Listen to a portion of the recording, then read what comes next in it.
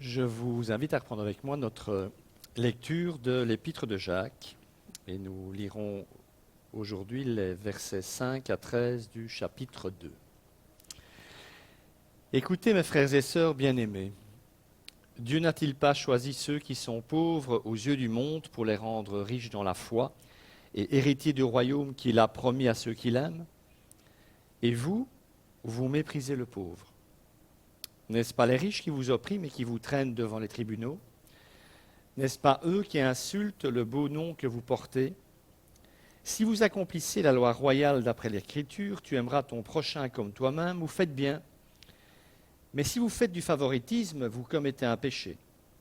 La loi vous dénonce comme étant coupable. De fait, la personne qui obéit à toute la loi, mais qui pêche contre un seul commandement, est en faute vis-à-vis de l'ensemble. En effet, celui qui a dit « tu ne commettras pas d'adultère » a aussi dit « tu ne commettras pas de meurtre ». Si tu ne commets pas d'adultère, mais que tu commettes un meurtre, tu es coupable d'infraction à la loi. Parlez et agissez comme des personnes appelées à être jugées par une loi de la liberté. Car le jugement est sans compassion pour qui n'a pas fait preuve de compassion. La compassion triomphe du jugement. C'est déjà une grosse portion quand même. J'espère que vous avez faim. Alors nous avons vu la semaine passée la raison pour laquelle le favoritisme, sous quelque forme que ce soit, n'avait pas sa place dans l'Église, ni même dans la foi chrétienne. Le créateur de notre foi, celui qui l'amène vers sa plénitude, à savoir notre Seigneur Jésus, n'a pas donné, n'a pas laissé, ne nous a pas laissé cet exemple-là. Il fut le seul à pouvoir revendiquer objectivement, enseignement et œuvre à l'appui, les titres de Seigneur et Maître, et d'exigeant en retour d'être servi servilement. Il ne l'a pas fait, il ne nous a pas laissé cet exemple-là. Au contraire, il s'est abaissé comme le dernier des serviteurs en lavant les pieds de ses disciples et en les aimant jusqu'à la croix. Ça, c'est pour la raison profonde, essentielle, existentielle, spirituelle.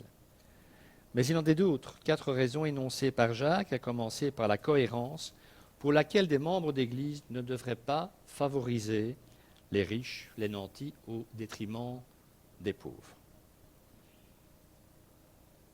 Par souci de cohérence, il ne faut pas favoriser les riches car ils sont à l'origine des problèmes des pauvres.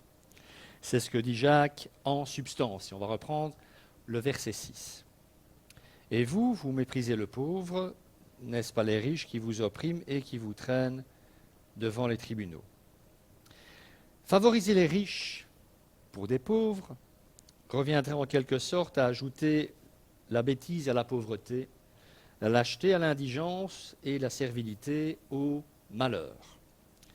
Commençons donc par dire que ce sont rarement les pauvres qui oppriment les autres malheureux. L'oppression vient la majorité du temps de ceux qui exercent le pouvoir, que ce pouvoir soit politique ou financier.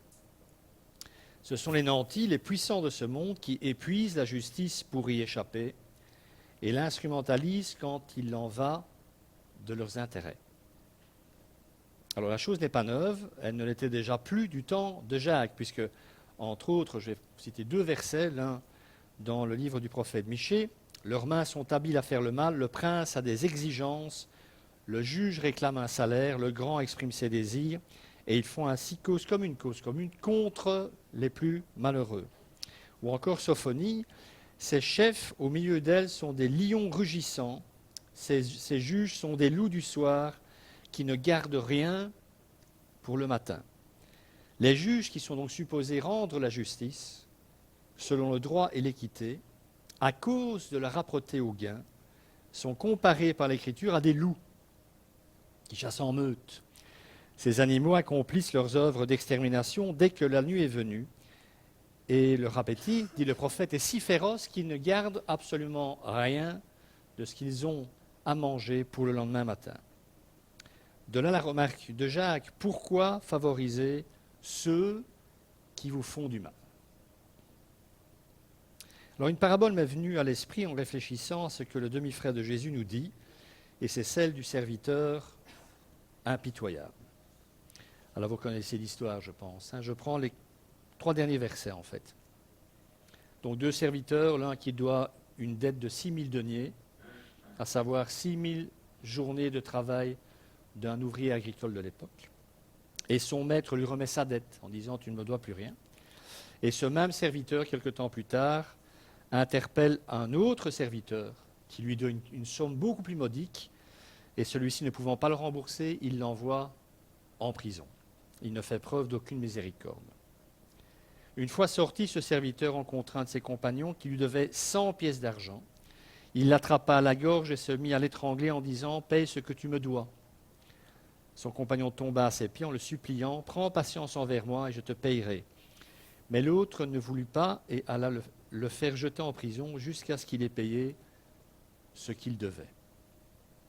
Alors il est clair que la pointe de cette parabole, le sens de cette parabole, ne porte pas sur l'opposition entre riches et pauvres, mais sur le pardon accordé et la miséricorde.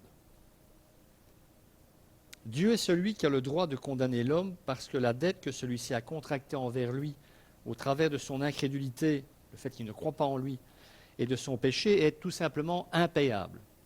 On ne peut pas rembourser cette dette par nous-mêmes. Mais Dieu pardonne toutefois ceux qui se tournent vers lui pour lui demander pardon. Cette parabole nous enseigne à faire de même envers ceux qui nous ont fait du mal. Car le pardon que nous accordons n'est pas une grâce, mais le seul chemin qui soit en harmonie avec le pardon que notre Seigneur nous a lui-même accordé. On peut néanmoins voir en ce serviteur cruel tout créancier inflexible et sans cœur et constater que pour être créancier, donc avoir de débiteurs, il faut souvent en avoir les moyens. Il faut être en capacité de prêter de l'argent avec intérêt. Aussi, souvenez-vous, en disant cette phrase déjà citée la semaine dernière, vous aurez toujours les pauvres avec vous, Jésus annonçait à ses disciples qu'il serait encore confronté à l'injustice sous toutes ses formes pendant longtemps, jusqu'à ce qu'il vienne instaurer son royaume, et que la seule manière de faire baisser ces injustices serait justement, en ce qui nous concerne, de ne pas ajouter à celle-ci, mais au contraire d'agir en vertu de notre nouvelle identité, notre nouvelle nationalité, non plus celle du monde dans lequel nous vivons, mais celle du royaume de Dieu. Le chrétien doit être le dernier à favoriser celui qui possède parce qu'il possède, car les riches ont de tout temps méprisé, abusé et exploité les plus fragiles. La fortune de certains vient, pas tous, de certains vient d'ailleurs de là. Calvin, le réformateur protestant, en commentant ce passage et en voulant résumer la pensée de Jacques, a écrit « Pourquoi honorer vos bourreaux? Pourquoi honorer ceux qui vous font du mal ?» Ça n'a absolument aucun sens. Alors, il est quand même nécessaire de rappeler, je pense, pour que ce soit clair, que la pauvreté en elle-même n'ouvre pas la porte au royaume de Dieu. C'est parce qu'on est pauvre qu'on va systématiquement, obligatoirement hériter du royaume de Dieu, donc devenir un enfant de Dieu. Ce n'est pas cela dont il s'agit, mais du constat que les malheureux sont plus ouverts à la parole de Dieu et que dès lors, ils sont plus nombreux à y répondre. La deuxième raison pour laquelle il est ridicule pour un croyant de favoriser les riches et de mépriser le pauvre, c'est qu'en agissant ainsi, nous déshonorons un être que Dieu, lui, honore. Le verset 5 de Jacques. Écoutez, mes frères et sœurs bien-aimés, Dieu n'a-t-il pas choisi ceux qui sont pauvres aux yeux du monde pour les rendre riches dans la foi et héritiers du royaume qu'il a promis à ceux qui l'aiment? Dieu a choisi les pauvres, ceux qui sont pauvres aux yeux du monde, pour qu'ils soient riches en la foi et héritiers du royaume qu'il a promis à ceux qui l'aiment. Les pauvres sont donc les élus de Dieu, oserais-je dire l'élite de Dieu, ses héritiers et ceux qui l'aiment. Il n'y avait pas de riches, selon le monde, parmi les disciples de Jésus, en tout cas très peu. Pas même parmi les 12. Ils n'étaient pas riches, n'avaient pas reçu une instruction très poussée, et à ma connaissance, aucun d'eux n'était issu de milieux vraiment aisés et aristocratiques ou aristocratiques. Ce qui n'est guère surprenant, car en son humanité, le Seigneur ne l'était pas non plus. Il n'était pas riche, il n'avait de son propre aveu aucun endroit pour poser sa tête. Même s'il descendait de la lignée royale de David et qu'il était le Fils de Dieu. Lui aussi était pauvre parmi les pauvres et il se plaisait en leur compagnie. Les évangiles nous enseignent également que ce sont les pauvres et non les riches qui se sont ralliés à Christ. Notre Seigneur lui-même disait « La bonne nouvelle est annoncée aux pauvres en priorité ». Alors ça ne signifie pas qu'elle n'aurait pas été annoncée aux riches, ça aurait été un peu particulier que Jésus se fasse le chantre du favoritisme. Mais ça veut dire par contre que pour beaucoup de riches, la bonne nouvelle n'en était pas une. La bonne nouvelle que Jésus proclamait n'en était pas une. Pensez donc, demander pardon à Dieu. Et de quoi? De ce qu'il me bénit par mes richesses? Et admettons que je doive demander pardon pour en te retirer quoi?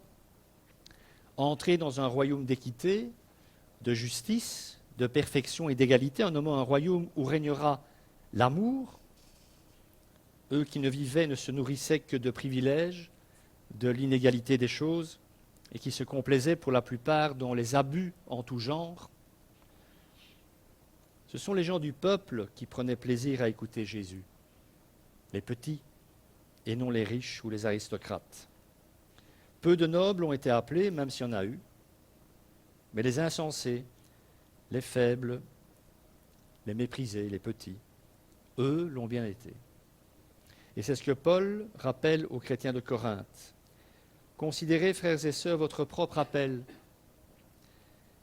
Il n'y a parmi vous ni beaucoup de sages selon les critères humains, ni beaucoup de puissants, ni beaucoup de nobles. Mais Dieu a choisi les choses folles du monde pour couvrir de honte les sages, et Dieu a choisi les choses faibles du monde pour couvrir de honte les fortes. Dieu a choisi les choses basses et méprisées du monde, celles qui ne sont rien, pour réduire à néant celles qui sont, afin que personne ne puisse faire le fier devant Dieu. À vue humaine, mes amis, l'entreprise lancée par Jésus de Nazareth aurait dû péricliter et ne pas lui survivre. Jésus, c'était quoi historiquement à l'époque? Bien d'autres messies étaient venus avant lui, tous des messies aussitôt oubliés. Le christianisme aurait dû passer à la postérité comme étant une vague secte issue du judaïsme et morte de sa belle mort le jour de la crucifixion de son fondateur. Ça, c'était la logique des choses. C'est comme ça que ça aurait dû se passer. Seulement voilà, le fondateur en question, la mort n'a pas pu le retenir, il est ressuscité, il est vivant. Et c'est pour cela qu'à partir de rien, aux yeux du monde, de 11 disciples issus du peuple et de quelques femmes, la plus grande révolution que l'histoire ait connue va se mettre en marche. Et nous voici aujourd'hui, nous aussi, au bénéfice de cette foi qui a transporté les montagnes et bousculé nos vies. Le monde ne soupçonne pas ce que de pauvres gens sont capables de faire quand ils sont enrichis de la présence et de l'amour de Dieu. La foi des riches, nous l'avons déjà dit, est généralement pauvre, car ils placent plutôt leur confiance dans leur richesse que dans le Seigneur. Et d'autre part, Dieu a choisi les pauvres pour qu'ils soient riches en la foi, dit Jacques. Et dans le royaume, ils occuperont des positions de richesse et de gloire.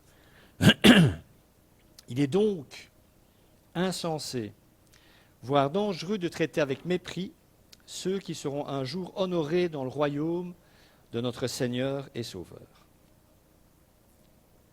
La troisième raison invoquée par Jacques pour ne pas se plier en quatre dans l'Église pour les riches n'est pas la moins grave. Jacques 2,7. N'est-ce pas eux, donc les riches, qui insultent le beau nom que vous portez? Les riches non seulement persécutent, traînent les chrétiens devant les tribunaux, mais en plus, ils blasphèment le beau nom de Jésus-Christ. Alors Jacques fait, semble-t-il, ici une allusion au baptême par lequel sont passés les chrétiens maltraités par les riches et les importants.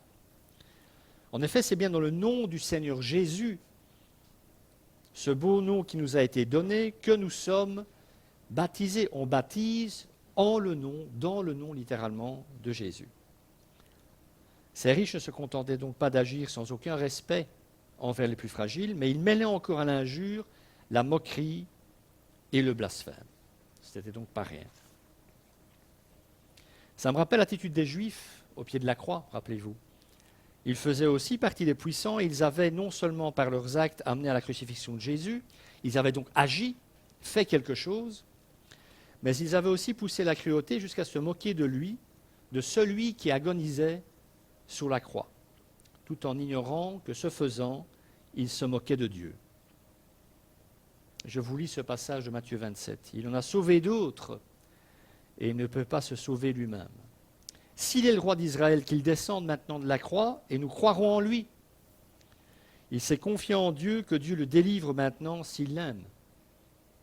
En effet, il a dit « Je suis le Fils de Dieu ». Les brigands crucifiés avec lui l'insultaient eux aussi de la même manière. Verset 8. Si vous accomplissez la loi royale d'après l'Écriture, tu aimeras ton prochain comme toi-même, vous faites bien. Mais si vous faites du favoritisme, vous commettez un péché, la loi vous dénonce comme étant coupable.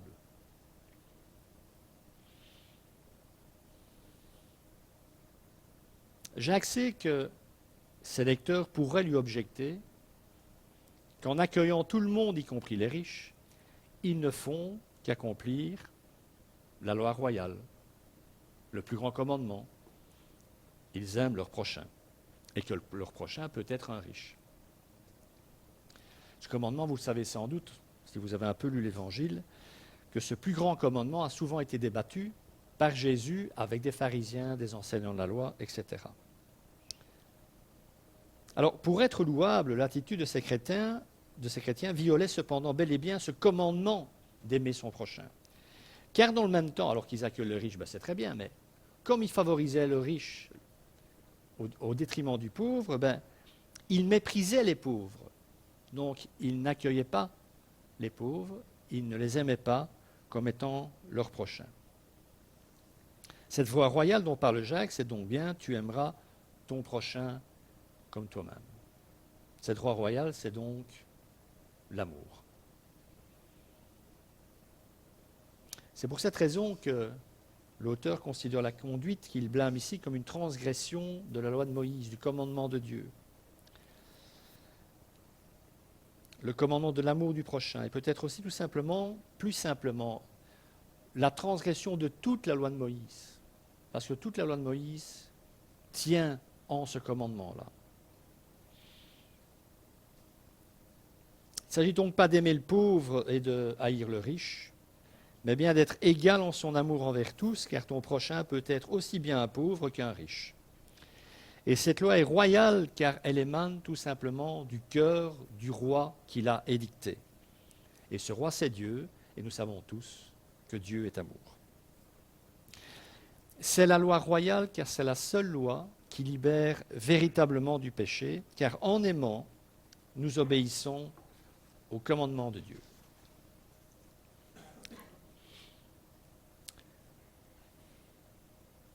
De fait, donc, dans les faits, dans la pratique, la personne qui obéit à toute la loi, mais qui pêche contre un seul commandement, est en faute vis-à-vis de l'ensemble.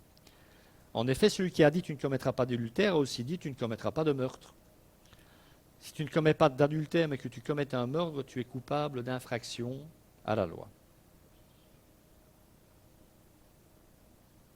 On se souvient de ce que Jean dit aussi sur le sujet. Quiconque pêche transgresse la loi, et le péché est la transgression de la loi.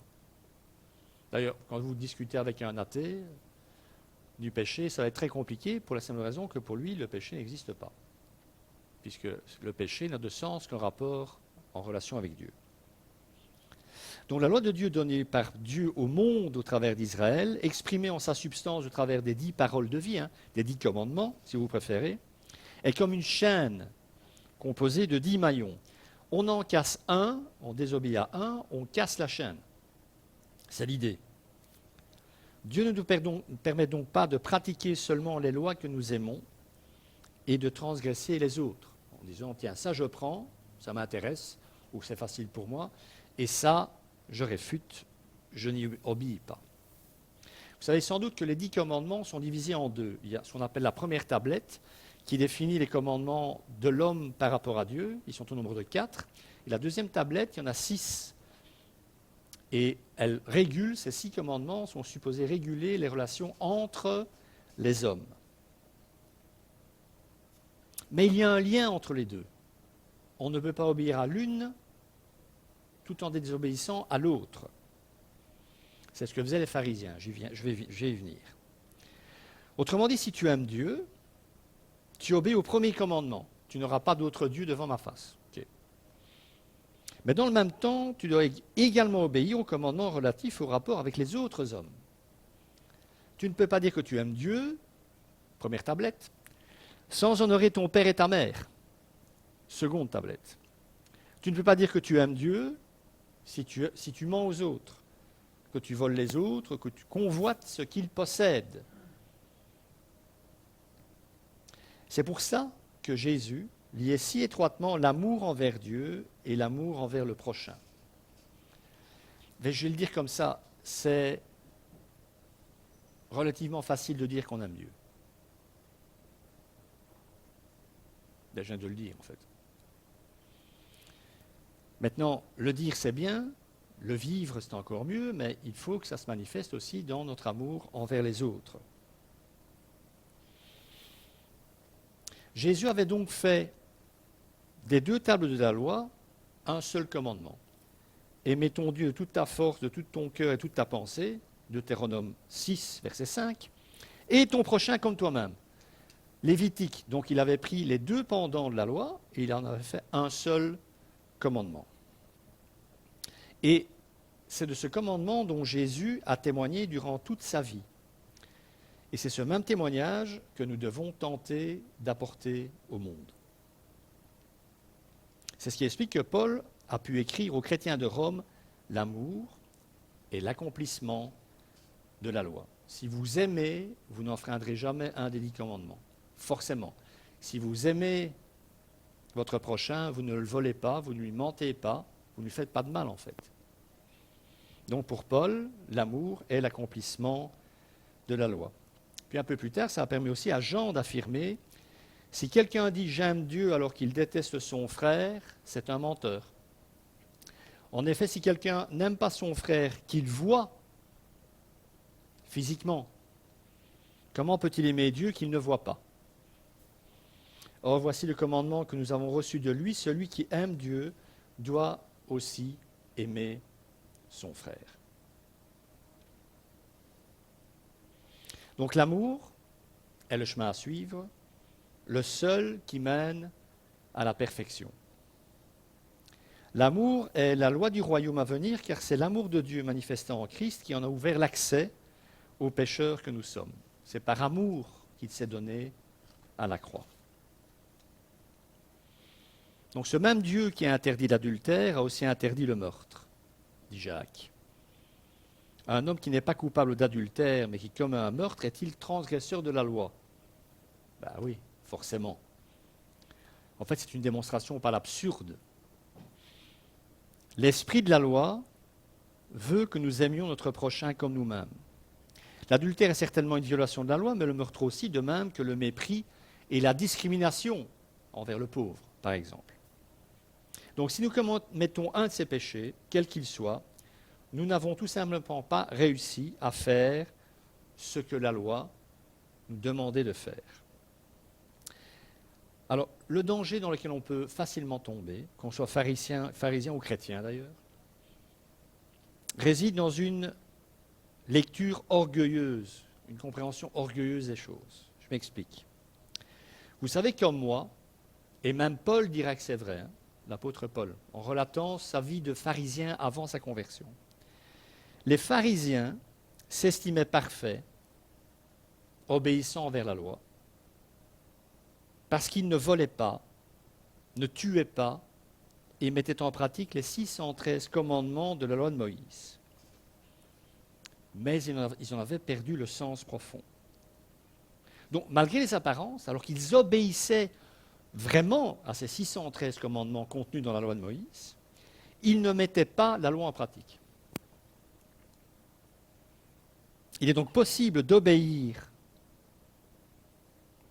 sans mettre la loi en pratique véritablement.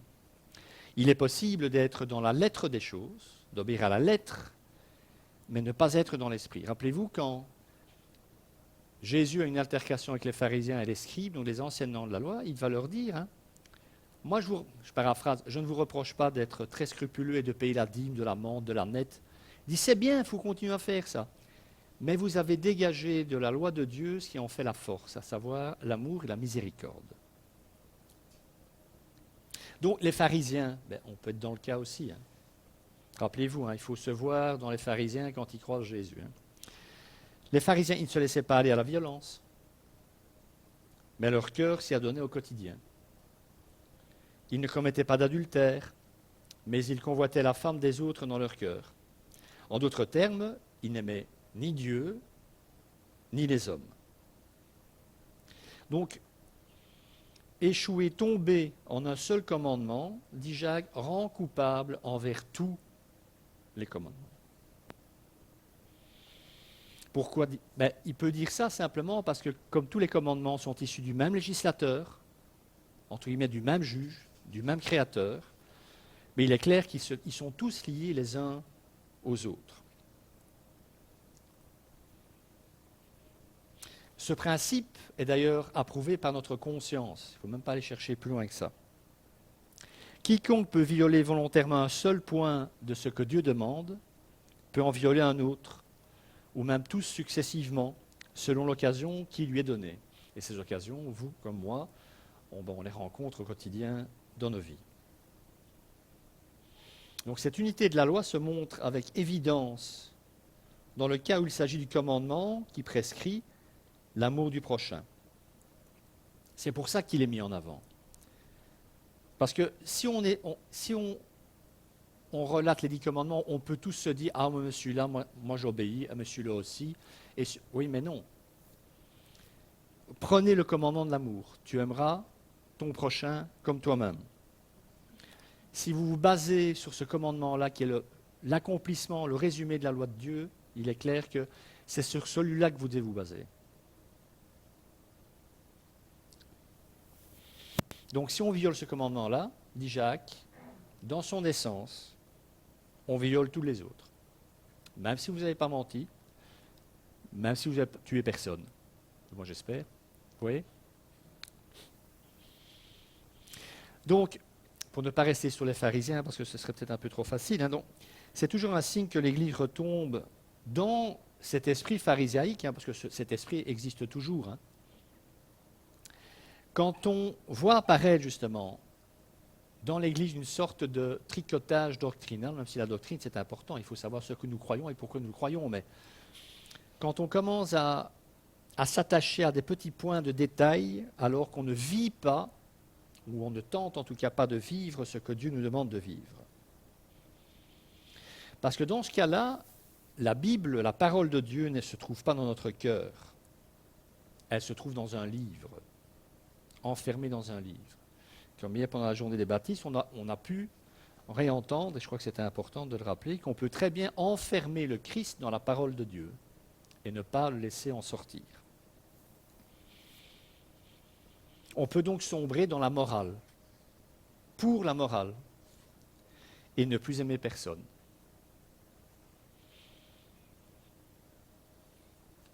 Il y a des gens, je connais des chrétiens excessivement intègres, mais vraiment, d'une grande intégrité. Mais ce n'est pas pour ça qu'ils aiment les autres. Versets 12 et 13. Merci. Parlez et agissez comme des personnes appelées à être jugées par une loi de liberté, car le jugement est sans compassion pour qui n'a pas fait preuve de compassion. La compassion triomphe du jugement. Ce que Jacques dit en fait est relativement simple, même si ça peut ne pas paraître au premier abord. En tant que croyant, dit-il, vous n'êtes plus sous la loi de la servitude, vous n'êtes plus asservis à la loi de Moïse. Mais vous êtes à présent sous une loi de liberté. Quelle liberté? La liberté de faire ce qui est juste aux yeux de Dieu. Vous avez la liberté de le faire.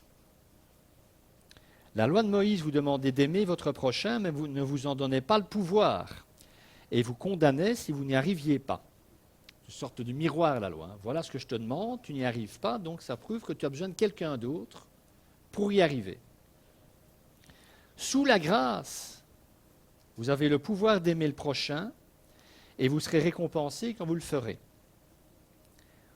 Vous ne le faites pas pour être sauvé, ni agréé, ni pour que Dieu vous applaudisse, mais parce que vous êtes sauvé, parce que son esprit vit en vous et que vous savez que c'est le chemin à suivre, qu'il n'y en a pas d'autre.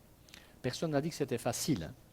Il y a des gens qui sont faciles à aimer, ça existe, merci Seigneur, puis d'autres qui ne sont pas faciles. D'ailleurs, si vous êtes un temps soit peu honnête envers Dieu, il y a des moments où vous ne vous savez plus vous encadrer non plus. Hein. Vous ne vous aimez plus vous-même non plus, par rapport à ce que vous êtes capable encore de faire. Parce que dans ce fameux commandement « aime ton prochain comme toi-même », il y a comme toi-même. Hein. On ne fait donc pas tout ça parce qu'on a peur d'être sanctionné par Dieu, mais par amour pour celui qui est mort et ressuscité pour nous. La peur ne donne jamais beaucoup de fruits, vous savez. D'ailleurs, quand nous péchons, je pense pas m'avancer trop en disant que ce n'est pas la crainte ou l'angoisse qui nous envahit, c'est la tristesse, surtout. Lors du jugement dernier, on va être un peu drôle, hein, on va détendre l'atmosphère. Lors du jugement dernier, vous serez récompensés ou pas en fonction de cette norme d'amour, en fait. Il ne s'agira pas d'une question de salut, mais de récompense, puisque nous sommes des enfants de Dieu.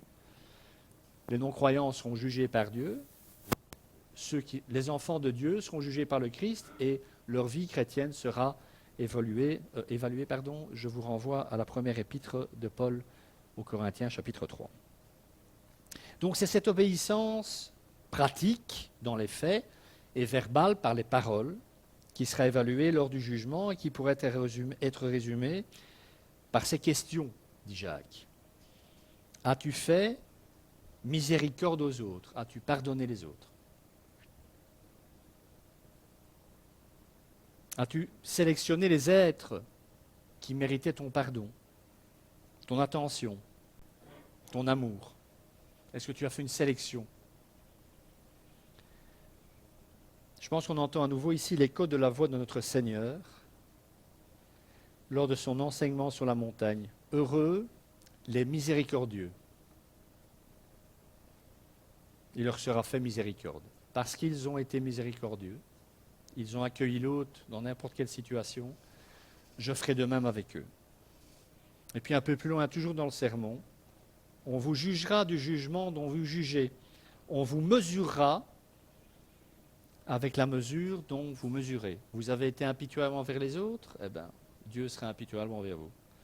Vous aurez été miséricordieux, plein d'amour envers les autres, Dieu sera miséricordieux et plein d'amour envers vous. Ce sont des paroles assez terribles quand même, hein, quand on y réfléchit. Donc à la fin, si je devais résumer, hein, c'est toujours difficile, mais tout ceci revient à une seule chose.